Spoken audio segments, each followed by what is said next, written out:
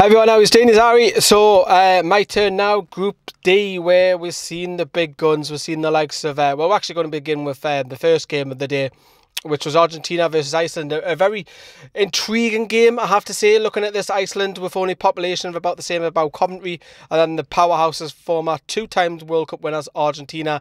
The lineups itself, we've seen 4 English-based players, which you'll recognise, which is Sigurdsson, Gudmundsson, Bjarnason and Gunnarsson, all started, but no massive surprise for Argentina. We're seeing the big guns, Aguero, Di Maria, Messi start, and we're seeing Dybala, who didn't even get off the bench, to be fair. We've seen Higuain come on later on. The game itself, you know, Iceland really took to Argentina. I've got to give them massive credit. We've seen them with the put out us England before. So, you know, Bjarnason had a golden chance right at the beginning. He's got to finish that when he tries to side foot. That's got to go in for me. But, you know, Aguero, what a goal. Turning his man. We've seen that several times in the Premier League. How many times he does that to teams. He's done it against us, the Toon, as well. So he's got to knack him. Bullets, top corner with his left foot.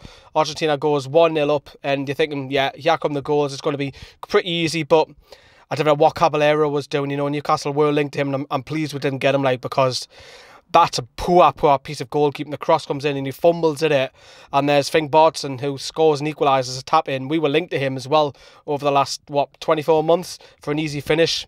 I know, and then they start to get a bit of belief.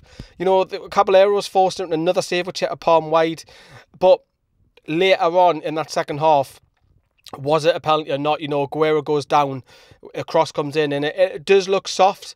Messi steps up, and you're thinking, Lionel Messi, here he goes. You know, he's going to have all the fans banging on about Ronaldo the previous night, banging in hat-trick. Messi stepped up, and he saves it. Was it a penalty, though? Should they had a penalty just after that as well? There's another case for that as well. You know, there's a penalty shout later on. The thing is about this World Cup, you've seen it today with the other group, which is Chris's group, is that VAR is now starting to, you're seeing a lot more happening. Is it a good thing? Is it a bad thing?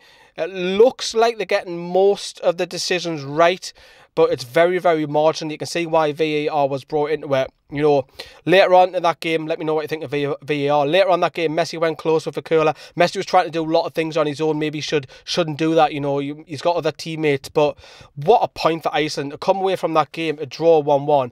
Absolutely massive, massive credit to them. It kind of blows the group up a little bit wide open. We'll see tonight, because I'm going to be heading back now. I've just literally finished work. I've been watching the game at work. I'm going to pop back and watch Croatia versus Nigeria. I'm back in the house. I've just finished off, just literally watched the Croatia game. And it's another disappointing World Cup game. There seems to be a theme where there's a good match, there's a poor match, good match, poor match, yeah. So Croatia lined up with a few of recognisable faces worldwide, you know, all of these. So Rakitic, Modric, Perisic, Kramaric, Mandzukic was another one. In Nigeria, you know, a lot of English players, a lot of English-based players that you would have heard of, players who have played in England in the past as well, such as Leicester's Ndidi, Alex Iwobi, John Obi Mikel, Victor Moses, Gallo, and new Stoke signing Atebo was also playing as well. First half, very poor. Nigeria, very poor as well. Croatia were having a lot more of the ball. Modric was dictating the play, in particular, spraying the ball, in particular, going diagonal towards the left. Kramaric looked very lively as well, buzzing around the place as well. He was playing in that number 10 role. Newcastle have obviously been linked to him as well. And the goal came from a corner, and it was an ugly goal. Let Mandzukic try to run off claiming it. It wasn't, but it was an own goal. Funny enough, by Atebo, who was Stoke's new signing, as we'll touch upon.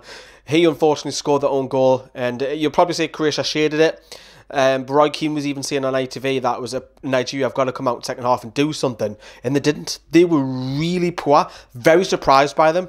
Second half was a dull affair. Croatia were having a bit of the ball. Nigeria tried with Victor Moses on that right flank to try and get him more involved in the game. They made some changes later on, bringing on Musa and Il Nacho, but to no avail. And the second goal coming, it was a disgraceful challenge from the defender. I've only seen it once, and I can't remember who done it, but he's literally got his arms on Mandzukic, and the referee's got no choice. It's a blatant penalty. It's a stupid mistake. Not even a mistake. It's sackless. It's absolutely sackless. Puts his arm around Mandzukic, and if you're doing that, he's going to give a penalty. You're absolutely clueless. You're in the World Cup, man. So Modric steps up, sends the goalkeeper the wrong way. It's 2-0. It's game over. The game fizzles out. easy win for Croatia at the end of the day. Nigeria, as I say, and Roy Keane was saying, they've got to come out second half, and they're really proud to surprise me. And they've got a massive uphill task now. They've got to go up against the likes of Argentina and try and get something, because let's face it, Nigeria have been beaten tonight. They've got to get at least 4 points in my eyes to get through. Croatia now lead the group. Argentina, after their disappointing draw earlier on today with Iceland, second and third, those two. And like I say, Nigeria bottom. But the winner today, I think, is Iceland. Even though they only drew, they're the big winners today for me, getting a points against Argentina. Right then, England are coming up on Monday. You haven't heard much from Rob. He's going to give us a quick thoughts on the England camp. But yeah, we want your videos as well. If you're watching the England game, send us your videos. Message our Facebook page, Newcastle Fans TV. We want your videos where you're watching the game, celebrating, singing, whatever you've got. Please message us. We'll get your videos on our channel as well. But I'm going to love yous and leave yous. We've missed Group C out, but they are coming.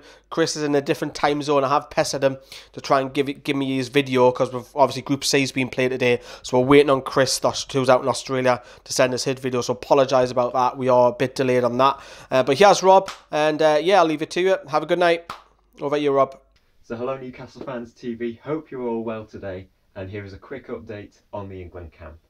With 2 days before England's first match of the tournament, the players are in a seemingly calm and relaxed mood. Yesterday, of course, news broke that Marcus Rashford was back in training after the 20-year-old picked up a knock on Tuesday. The players took part in a 10-pin bowling tournament, and that is probably the only tournament that an England player will win this year. And elsewhere in the camp, relations between the players and the media have looked to improve, as the member of the squad takes on a member of the media each day in a game of darts.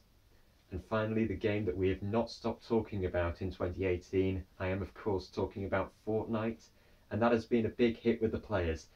Well, it's something for the Tottenham players to come second in, I guess. So that is your quick update on the England camp on Newcastle Fans TV, and I'll see you all later.